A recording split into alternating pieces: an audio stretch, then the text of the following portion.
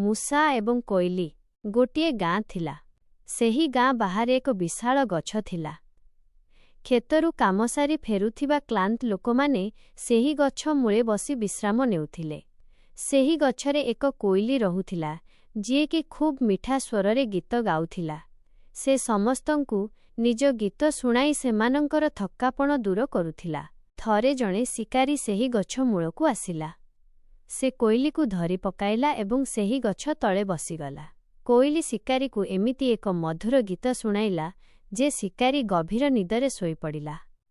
ଏହାପରେ କୋଇଲି ଜାଲଟିକୁ ଛିଣ୍ଡାଇବା ପାଇଁ ଚେଷ୍ଟା କଲା, କିନ୍ତୁ ସେଥିରେ ସଫଳ ହେଲା ନାହିଁ।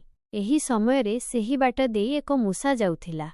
କୋଇଲି ତାକୁ କହିଲା, ମୂଷା ଭାଇ, ଟିକେ ମୋତେ ଏହି ଜାଲରୁ ବାହାର କରିବାରେ ସାହାଯ୍ୟ କରିବ କି?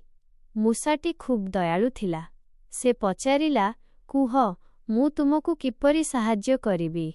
କୋଇଲି କହିଲା, ଏହି ଜାଲକୁ କାଟିଦିଅ ଯଦ୍ୱାରା ମୁଁ ବାହାରକୁ ଆସିପାରିବି।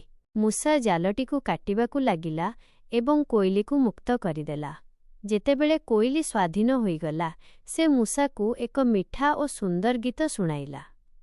ଯେତେବେଳେ ଶିକାରୀ ଜଣକ ଉଠିଲା, ସେ ଦେଖିଲା ଯେ ଜାଲ କଟା ହୋଇଛି ଏବଂ କୋଇଲି ମଧ୍ୟ ନାହିଁ। ସେ ଦୁଃଖିତ ହୋଇ ଘରକୁ ଫେରିଗଲା। ଏହିପରି ନୂଆ ଭିଡ଼ିଓ ଦେଖିବା ପାଇଁ ଚ୍ୟାନେଲକୁ ସବସ୍କ୍ରାଇବ୍ କରନ୍ତୁ ଓ ବେଲ୍ ଆଇକନ୍ ଦବାନ୍ତୁ।